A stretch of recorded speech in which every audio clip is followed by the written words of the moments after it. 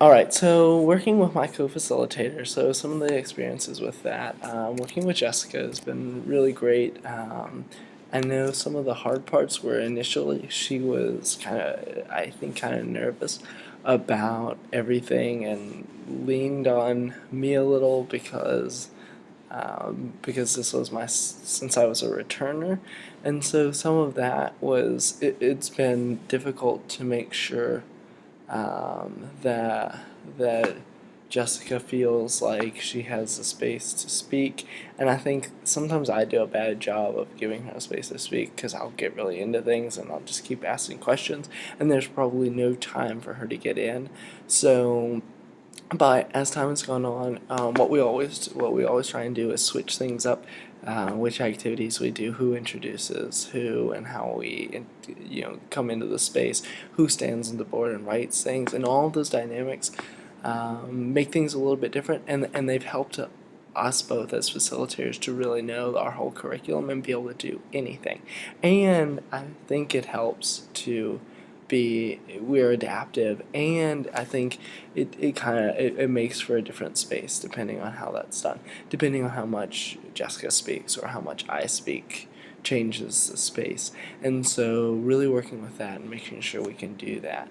And then some other things like so I think that's really great. A lot of the positives are that we have two people. Sometimes I'll look at her and I'll be thinking like, oh man, and then she'll look at me and we'll be thinking similar things. So a lot of that is really interesting. So having her there to bring a different perspective, so that's been really helpful as well because she brings really good perspectives that I don't have from different identities, and then I can bring a different perspective from her because I have a different experience as well and different identities.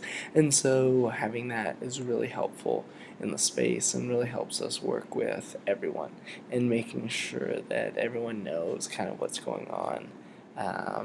And just having different ways of addressing things and looking at things.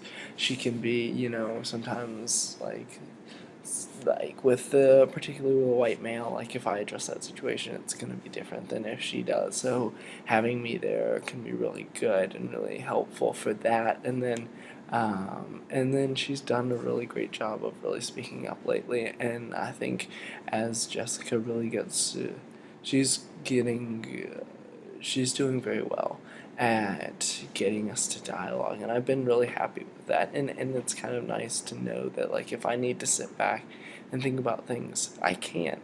And that's another reason we have co-facilitators. And also, it's really interesting to see how she takes things a different way than I would. So, I may be thinking one question and then she'll ask a completely different one, but it's not that I'm unhappy with where it's gone, it's just that it's gone in a different way. So, I think that's really interesting how that happens because that can be really cool. How I'll see something completely different from where maybe I wanted to go.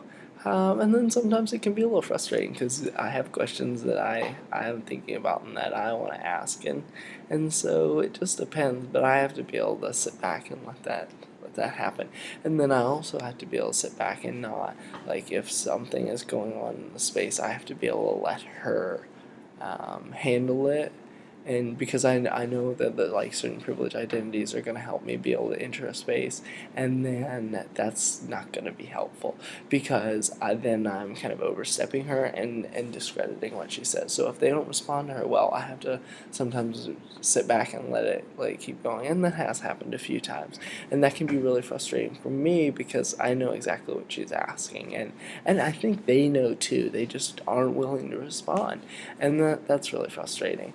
So, just thinking about different things like that, that's, some of the challenges that working with a co-facilitator, more challenges are making sure we do split up curriculum, making sure we're both comfortable doing everything, making sure we're comfortable talking about everything on like the social identity wheel, because we kept that same for a long time, and then Jessica did it this past week, because we had two of our um, two of our participants were affected by some of the events that happen.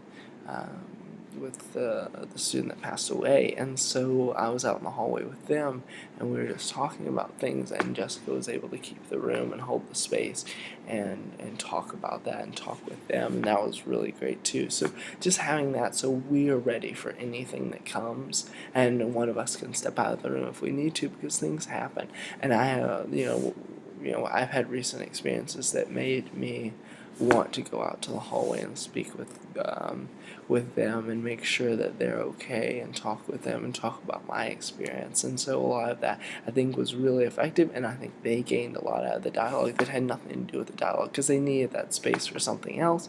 And being able to be there for them was really rewarding, and having a co-facilitator that could take that and be okay with that and let me go out there was really great. And I think that was just another thing that is really helpful for having a co. But I really have enjoyed, the relationship that's growing between Jessica and I.